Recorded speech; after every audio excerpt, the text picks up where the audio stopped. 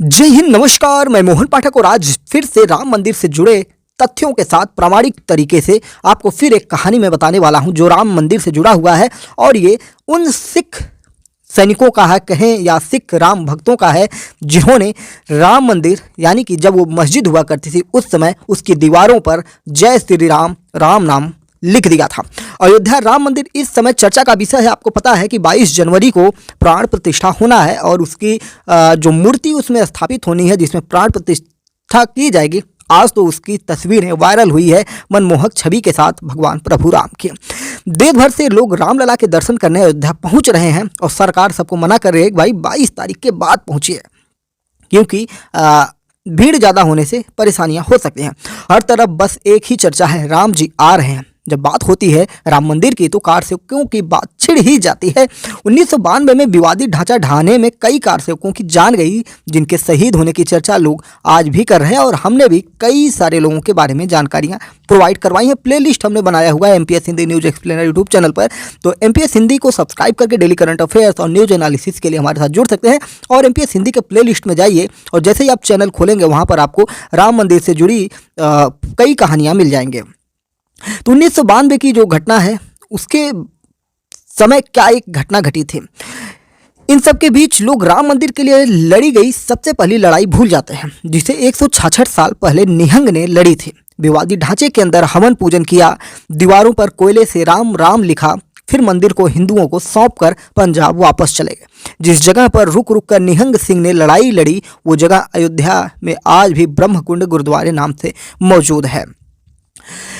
साल 1528 मुगल सम्राट बाबर ने सेनापति मीर बाकी को मंदिर गिराने का फरमान सुनाया कि बेटा सेनापति मीर बाकी तुम जाओ और मंदिर को गिरा दो। आदेश का पालन करते हुए मीर बाकी ने मंदिर गिरवाकर वहां पर मस्जिद का निर्माण करवाया। इसके बाद हिंदू मुस्लिम के बीच टकराव हुए, मंदिर और मस्जिद की जंग छिड़ गई।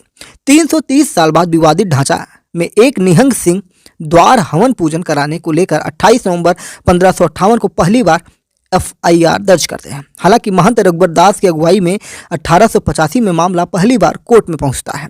134 साल चली लंबी लड़ाई के बाद राम मंदिर को स्वामित्व मिला। फिलहाल 1558 में हुई जिस FIR की बात हम कर रहे हैं उसका जिक्र सुप्रीम कोर्ट के फैसले में तो मिलता है, लेकिन आम लोगों के बीच इसकी कोई चर्चा नहीं है। इसके स्क्रीनशॉट हम आपको लगा देंगे। सुप्रीम कोर्ट की जजमेंट में यह भी जिक्र मिलता है कि 1 दिसंबर 1858 में थानेदार ने निहंग फकीर सिंह को बुलावा भेजा गया। थानेदार ने जब फकीर सिंह को दबाने की कोशिश की तो जवाब मिला कि हर जगह भगवान की है। बाबा फकीर सिंह खालसा निहंग सिंह ने 25 साथियों के साथ 28 नवंबर 1858 को विवादित ढांचे में प्रवेश किया। मुगलों से मंदिर आजाद कराने के बाद दीवारों पर कोयले से राम राम लिख दिया।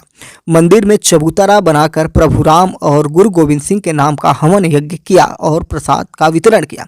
इसके बाद इनके सभी साथियों के खिलाफ मुकदमा दर्ज हुआ। ये बात सुप्रीम कोर्ट के जजमेंट में मिलती है। सुप्रीम कोर्ट ने अपने फैसले में फकीर सिंह खालसा और उनके 25 साथियों का भी जिक्र किया हुआ है। ब्रह्मकुंड गुरुद्वारा राम मंदिर से महज 500 मीटर यानी कि आधा किलोमीटर की दूरी पर है। गुरुद्वारे जाने के लिए सकरी गलियां हैं जो सीधे गुरुद्वारा पहुंचती हैं। हमें उम्मीद है कि आने वाले समयों में इस गुरुद्वारे का भी जीर्णोद्धार किया जाएगा और वहाँ की गलियाँ सकरी नहीं होंगी, चौड़ी होंगी और इन सेना नायकों की कहानियाँ लोगों तक पहुँचेंगी। गुरुद्वारे वाली गली में एक तरफ पुराना तो दूसरी तरफ नया गुरुद्वारा बना है। वहाँ पहुँचने पर हमारी मुलाकात सेवादार बलजीत सिंह और मुख्य ग्रंथी ज्ञानी गुरजीत सिंह से होती है। मुख्य ग्रंथी ज्ञानी गुरजीत सिंह खालसा बताते हैं कि राम मंदिर बन रहा है, बड़े सौभाग्य की बात है। ये सिखों के लिए बहुत ही गर्व की बात है। हमारे पूर्वज अयोध्या आते रहे हैं, 300 साल की सेवा हमारी है। हमारे गुरु श्री गुरु गोविंद सिंह जी भी यहाँ आए हैं। जब राम मंदिर मुगलों के कब्जे में था तब इसे आज़ाद कराने निहंग सिंह भी आए।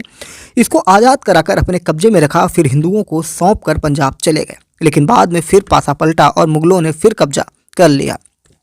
निहंग सिंह 2 बार अयोध्या आए। पहली बार जब बाबा वैष्णो दास जी ने गुरु गोविंद सिंह साहब के पास पत्र लिखा कि मंदिर मुगलों के कब्जे में है, इसमें आप हमारी मदद करिए, तो इसके बाद निहंग सिंह आए, लेकिन तब युद्ध नहीं हुआ। अयोध्या आए, माहौल लिया और चले गए। बाबा वैष्णो दास जी के पत्र का जवाब उन्होंने अयोध्या पहुंच कर दिया था। फिर लंबे समय बाद 1858 में वापस आए और मुगलों से युद्ध किया। मंदिर को आज़ाद कराकर पंजाब वापस चले गए। इसके आगे बताते हैं, हमारा सिख धर्म कोई अलग नहीं है, हम लोग भी हिंदू ही हैं, हिंदू सिख एक ही है, हम लोग एक हैं। सनातन धर्म की रक्षा के लिए हमारे गुरुओं और गुरु गोविंद सिंह जी और गुरु तेग बहादुर जी ने शहादत दी है, अपने बच्चों को दीवारों में चुनवाया और शहीद हो चुके हैं। मुख्य ग्रंथी ज्ञानी गुरजीत सिंह खालसा बताते हैं कि जहां भी सनातन धर्म की रक्षा के लिए जरूरत पड़ी है, गुरु गोविंद सिंह जी आगे आए हैं। हमारे पूर्वज निहंग सिंह गुलाब सिंह खालसा थे, दूसरे गुरु श्री महंत बाबा शत्रुजीत सिंह थे। अयोध्या राम मंदिर को मुगलों से मुक्त कराने पंजाब से फकीर सिंह खालसा जत्था लेकर अयोध्या आए थे। यहाँ आकर हमारे पूर्वजों से मिले। इस जत्थे का नेतृत्व महंत बाबा शत्रुजीत सिंह ने किया। इसी जगह पर सब इकट्ठे हुए और फिर मंदिर के लिए युद्ध किया हुआ था। बताया जाता है कि 1507 में गुरु नानक देव अयोध्या आए थे। जब वो आए थे तब राम मंदिर उसी जगह पर था, लेकिन बाद में मुगलों के कब्जे में चला गया। अयोध्या मामले पर सुप्रीम कोर्ट के फैसले में भी सिखों के पहले गुरु गुरु नानक देव के अयोध्या आने का जिक्र मिलता है। 1045 पन्नों के सुप्रीम कोर्ट में एक गवाह के हवाले से ये बताया गया है कि गुरु नानक देव अयोध्या आकर भगवान राम का दर्शन किए थे। ये 3 गुरुओं का स्थान है। गुरु नानक जी, गुरु गोविंद सिंह और गुरु तेग बहादुर का तीर्थ स्थान है। ये बहुत ही ऐतिहासिक स्थान है। पंजाब से निहंग सिंह जब अयोध्या आए तो उनको ठहरने का ठिकाना ब्रह्मकुंड गुरुद्वारा चुना गया। यहीं रहकर रणनीति तैयार हुई। इसके बाद मुगलों पर हमला करके मंदिर मुक्त कराया गया। परिसर में गुरु गोविंद सिंह का खंजर, हाथ का तीर और दस्तार चक्र रखा हुआ है। गुरु तेग बहादुर की खड़ाऊ और जिस गुफा में तप किया आज भी ब्रह्मकुंड गुरुद्वारे में मौजूद है। तो जो भी अयोध्या जाते हैं एक बार जरूर उस गुरुद्वारे तक पहुंचने की कोशिश करें और उसका मान बढ़ाएं। आइए एक नज़र में हम जानने की कोशिश करते हैं पूरे मामले पर, किस प्रकार से आज अयोध्या में राम मंदिर बन रहा है, उसकी कानूनी लड़ाई क्या थी।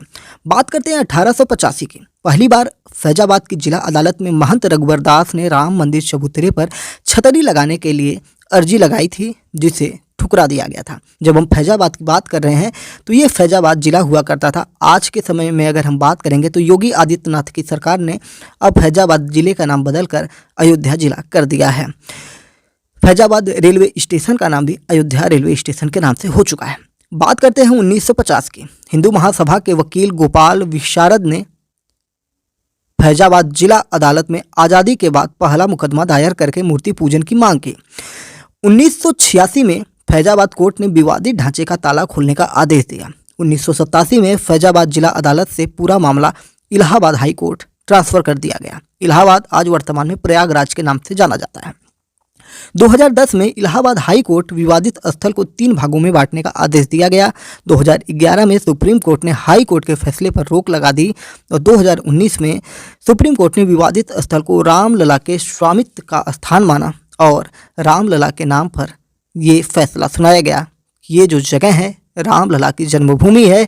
हजारों पन्नों की सुनवाई, हजारों पन्नों की चार्जशीट और हजारों पन्नों की फैसले में ये राम का मंदिर दिया गया। संवैधानिक तरीके से राम के मंदिर को राम के अनुयायियों, उनके भक्तों द्वारा लिया गया। उन्हीं के देश में, राम के ही देश में, राम के ही भक्तों के द्वारा राम के लिए ही लड़ाई लड़ी गई। ये भी किसी वनवास से कम नहीं है। इसको भी लोगों को याद रखना चाहिए और हर्षोल्लास के साथ 22 जनवरी को आप भी मनाएं। हमारे यहाँ भी MPS हिंदी पर भी पूरा का पूरा कार्यक्रम आपको दिखाया जाएगा। जो हमारे यहाँ खुद हमारे घर पर राम मंदिर है, उसी मंदिर पर ग्रामवासियों और क्षेत्रवासियों के सहयोग से पूरा का पूरा राम मंदिर जन्मभूमि के शुभ अवसर पर रामचरितमानस का पाठ किया जा रहा है और प्रसाद वितरण का काम भी होगा। जय हिंद, नमस्कार, भारत माता की जय। जय श्री राम।